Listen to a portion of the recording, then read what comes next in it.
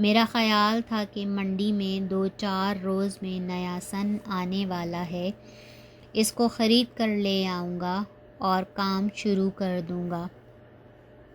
اتفاقاً دوپہر کو ایک مٹی فروخت کرنے والا آ گیا۔ میری بیوی کو سر دھونے کے لیے مٹی کی ضرورت تھی۔ اس نے وہی گھڑا دے کر جس میں اشرفیاں تھیں مٹی خرید لی۔ شام کو میں گھر آیا تو اپنی بیوی کو بتایا کہ وہ دونوں دوست پھر آئے تھے اور 200 اشرفیاں پھر دے گئے ہیں۔ میں نے کہا وہ اشرفیاں فلاں گھڑے میں رکھ دی ہیں۔ وہ یہ سن کر سر پیٹنے لگی کہ تم نے صبح مجھے کیوں نہ بتایا، میں نے تو وہ گھڑا ماں بھوسی دانے مٹی والے کو دے دیا۔ میری اس وقت کی حالت کا اندازہ کوئی نہیں کر سکتا تھا کہ کیا تھا۔ جی چاہتا تھا کہ زمین پھٹ جائے اور میں اس میں سما جاؤں یا اپنا گلا گھونٹ کر مر جاؤں۔ دیر تک میں خود بھی روتا رہا۔ مجھے روپے کے ضائع ہونے سے زیادہ فکر تھا کہ سعدی مجھے جھوٹا، بدمعاش، آوارہ اور خدا جانے کیا کیا سمجھے گا۔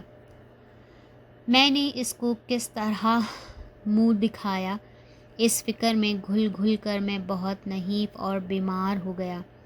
میں اب بھی روزانہ اپنی دکان پر جاتا رہا، لیکن حالت یہ تھی کہ تھوڑی تھوڑی دیر میں چاروں طرف دیکھ لیتا کہ کہیں سعد اور سعدی تو نہیں آ رہے ہیں۔ چور نہ ہوتے ہوئے میری حالت چوروں سے بھی بدتر تھی۔ آخر کار ایک روز دونوں کو آتے دیکھا۔ جی چاہا کہ کہیں بھاگ جاؤں، لیکن وہ مجھے دیکھ چکے تھے۔ اپنی جگہ سے اٹھنا محال تھا۔ دکان پر آ کر دونوں نے سلام کیا اور میری حالت دریافت کی۔ شدت رنج و شرم سے میری آنکھوں میں آنسو آ گئے اور میں انہیں کوئی جواب نہ دے سکا۔ بڑی مشکل سے میں نے انہیں کل واقعہ سنایا، لیکن اس طرح روتے روتے میری داڑھی آنسوؤں سے تر ہو گئی تھی۔ سعدی گویا مایوس تھا، لیکن اس نے مجھے تشویق دی کہ تم اس قدر کیوں پریشان ہوتے ہو، بہرحال وہ روپیہ قرض نہیں تھا، میں نے خدا کے نام پر دیا تھا۔ یہ صحیح ہے کہ مجھے تمہاری کم عقلی پر افسوس ضرور ہے۔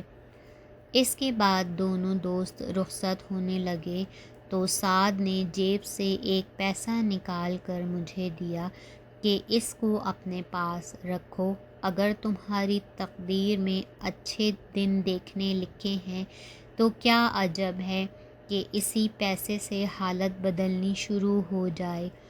سعدی اس بات کو سن کر ہنس پڑا اور کہنے لگا کہ جس شخص کو 400 اشرفیاں آسودہ حال نہ بنا سکیں، اس کو ایک پیسہ کیا امداد دے گا۔ سعد نے کہا، میں یہ نہیں کہتا کہ اگر اس نے تدبیر سے کام لیا تو یہ پیسہ اس کو امیر بنا سکتا ہے۔ میرا مقصد یہ ہے کہ اس کی قسمت میں امیری ہے تو ممکن ہے یہ پیسہ ہی اس کے ظہور کا سبب بن جائے۔ میں نے وہ پیسہ لے لیا اور وہ دونوں دوست اسی طرح بحث کرتے ہوئے وہاں سے چلے گئے۔ شام کو جب میں گھر پہنچا اور اپنی سدی اتاری تو اتفاقاً وہ پیسہ جو سعد نے دیا تھا نیچے گر گیا۔ میں نے اٹھا کر لاپرواہی سے طاق میں ڈال دیا اور خود اپنے گھر میں مصروف ہو گیا۔ ابھی میں نے روٹی بھی نہیں کھائی تھی کہ محلے کے ماہی گیر کی بیوی آئی اور کہنے لگی کہ بہن مجھے ایک پیسے کی ضرورت ہے، آج در در پھری ہوں، کہیں سے ایک پیسہ نہیں ملا، ہمارا جال ٹوٹ گیا ہے، میرا شوہر سود لا کر اس کی مرمت کرنا چاہتا ہے، اگر جال درست نہ ہوا تو کل ہمیں کھانے کا ٹکڑا بھی میسر نہیں آئے گا۔ میں نے افسردگی کے ساتھ وہی پیسہ طاق سے اٹھا کر ماہی گیر کو دے دیا۔ وہ دعائیں دیتی ہوئی چلی گئی۔ دوسرے روز ماہی گیر کی بیوی ایک مچھلی لے کر آئی اور کہنے لگی کہ میرے شوہر نے یہ عہد کیا تھا کہ پہلے جال میں جو کچھ آئے گا وہ آپ کو پیش کر دے گا۔ چنانچہ یہ مچھلی لے آئی اور ہماری خواہش ہے کہ تم اسے لے لو۔ میری بیوی نے انکار بھی کیا لیکن وہ نہ مانی اور مچھلی رکھ کر چلی گئی۔ میری بیوی مچھلی صاف کرنے لگی تو اس کے پیٹ سے ایک بڑا شیشے کا ٹکڑا نکلا جو اس نے بچوں کو کھیلنے کے لیے دے دیا۔ وہ دن بھر اس سے کھیلتے رہے۔ رات کو جس وقت ہم تمام کھانا کھانے بیٹھے تو بڑے لڑکے نے وہ شیشے کا ٹکڑا بھائیوں سے چھپا کر دسترخوان کے تاریک حصے پر رکھ دیا، لیکن اس کی چمک دوسرے بچے نے دیکھ لی اور جھپٹ کر اٹھا لیا اور چراغ کی روشنی میں اسے دیکھنے لگا۔ جہاں اس کی چمک دمک بڑی خوشنما معلوم ہوتی تھی، اتنے میں بڑے لڑکے نے اپنے چھوٹے بھائی سے چھین لیا اور بھاگ کر اندھیری کوٹھڑی میں چلا گیا، لیکن وہاں ایسی روشنی ہو گئی جیسے چراغ جل رہا ہے۔ اس روشنی کو دیکھ کر دوسرے بچے بھی شور مچاتے ہوئے اندر چلے گئے۔ میں اس خیال سے اٹھا کہ ان کو شور و غل سے روکوں، لیکن اندر گیا تو یہ دیکھ کر حیران رہ گیا کہ بغیر چراغ کے کوٹھری روشن ہے۔ میں نے اس کانچ کے ٹکڑے کو ہاتھ میں لے کر دیکھا تو خیال کیا کہ چلو 7 کے پیسے سے فائدہ تو ہوا کہ تیل کے پیسے بچ جائیں گے۔ اس کے بعد میں نے وہ شیشے کا ٹکڑا بچوں کو دیتے ہوئے تاکید کر دی کہ اس کو کھو نہیں دینا، ہم اس سے چراغ کا کام لیں گے۔ صبح کو حسب معمول دکان پر گیا۔ میری عدم موجودگی میں پڑوسی یہودی نے جوہری کی بیوی کچھ لینے ہمارے گھر آئی تو اس نے بچے کے ہاتھ میں شیشے کا وہ ٹکڑا دیکھا اور حیران ہو کر پوچھا کہ یہ شیشہ کہاں سے لائے؟ میری بیوی نے بتایا کہ مچھلی صاف کرتے ہوئے اس کے پیٹ سے نکلا تھا اور رات کو ایسا چمکتا ہے جیسے چراغ۔ اب ہم چراغ کے بجائے اس کو رکھ لیا کریں گے۔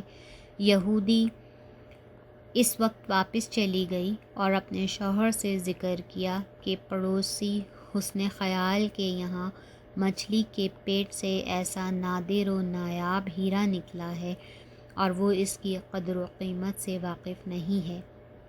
بچے اس سے کھیلتے پھرتے ہیں۔ یہودی اسی وقت اپنی بیوی کو دوبارہ بھیجا اور کہا کہ کسی نہ کسی طرح فروخت پر آمادہ کر کے جو کچھ مانگے دے کر لے لو۔ یہودن پھر ہمارے گھر آئی اور کہنے لگی تمہارے لیے تو یہ شیشہ بیکار شے ہے، میرے شوہر کو اس کے خریدنے کا شوق ہے، اگر تم پسند کرو تو میں اس کی قیمت 20 اشرفیاں دے سکتی ہوں۔ اس وقت اتفاقاً ایک ضروری کام سے گھر میں گیا۔ میری بیوی نے مجھ سے ذکر کیا۔ 20 اشرفیوں کا نام سن کر مجھے خیال آیا کہ یہ اتنے کانچ کے ٹکڑے کی اتنی بڑی قیمت دے رہی ہے، ضرور اس میں کوئی راز ہے۔ پھر مجھے سعد کے الفاظ یاد آ گئے کہ تقدیر میں ہوا تو اس پیسے کی بدولت رئیس بن سکتے ہو۔ میں ان خیالات میں غلطاں و پیچاں تھا کہ یہودن سمجھی کہ قیمت ہونے کی وجہ سے میں چپ ہوں، چنانچہ وہ کہنے لگی کہ 50 اشرفیاں لے لو۔ اب مجھے یقین ہو گیا کہ یہ قیمتی چیز ہے جو ایک دم اس نے 20 سے 50 اشرفی دینے کا ارادہ کر لیا۔ میں پھر بھی خاموش رہا تو وہ کہنے لگی کہ چلو 100 اشرفیاں لے لو۔ یہ سن کر میں نے سمجھ لیا کہ سعد نے جو کچھ کہا تھا شاید اس کے پورا ہونے کا وقت آ گیا ہے، چنانچہ میں نے ٹالنے کے خیال سے کہا میں تو 1,00,000 اشرفیوں میں بھی دینے کو تیار نہیں۔ یہودن کہنے لگی کہ یہ تو بہت قیمت ہے، لیکن اگر تم چاہتے ہو تو میں 75,000 اشرفیاں دے سکتی ہوں۔ اتنی بڑی رقم یا دام سن کر میں نقش حیرت بن گیا۔ کچھ دیر بعد اوسان بحال کر کے میں نے اس کو جواب دیا کہ تم اپنے شوہر کو بھیج دینا، میں ان سے بات کر لوں گا۔ یہودن چلی گئی اور تھوڑی ہی دیر میں اپنے شوہر کو لے کر آ گئی۔ جوہری نے وہ ہیرا لے کر دیکھا، پھر سمجھ سے کہنے لگا، آپ اس کا کیا مانگتے ہیں؟ میں نے اس کی قیمت 1.5 لاکھ اشرفیاں بتائیں۔ آخر بڑی بحث کے بعد 1.25 لاکھ اشرفیوں پر فیصلہ ہو گیا۔ یہودی نے اسی وقت اشرفیوں کی تھیلیاں میرے حوالے کیں اور خود ہیرا لے کر چلا گیا۔ میری خوشی اور مسرت کی یہ حالت تھی کہ مجھے یقین نہیں آتا تھا کہ جو کچھ میں دیکھ رہا ہوں یہ صحیح ہے۔ جب میرے اعصاب قابو میں آئے تو میں نے آئندہ کا پروگرام بنایا۔ سب سے پہلے ایک عمدہ سی جگہ لے کر ایک بہت بڑا مکان بنانا شروع کیا، جیسا کہ حضور نے ملاحظہ فرمایا ہے، اور رسی بنانے کے لیے کئی بڑے بڑے کارخانے کھول دیے۔ کچھ روپیہ دوسرے کاروبار میں بھی لگوا دیا اور بڑے عیش و آرام سے زندگی بسر کرنے لگا۔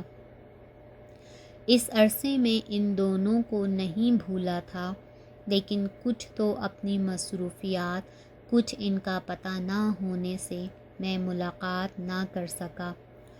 اس عرصے میں کارخانوں سے بھی مجھے بڑا معقول منافع ہونے لگا، اور کچھ ہی مہینوں میں سارے خرچ نکال کر 2-3 لاکھ اشرفیاں میرے پاس پس انداز ہو گئیں۔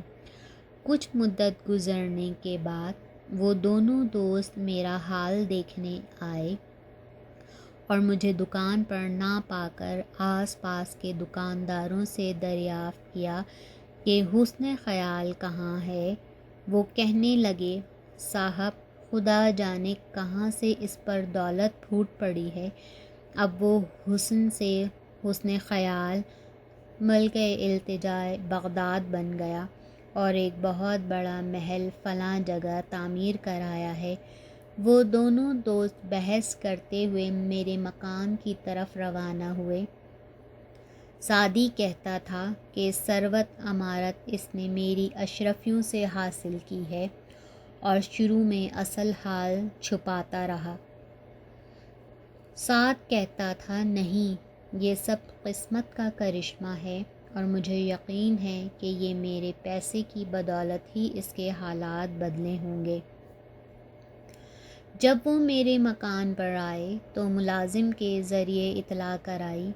میں ان کا نام سن کر خود باہر آیا اور پورے عزت و احترام سے لا کر قالین پر بٹھایا۔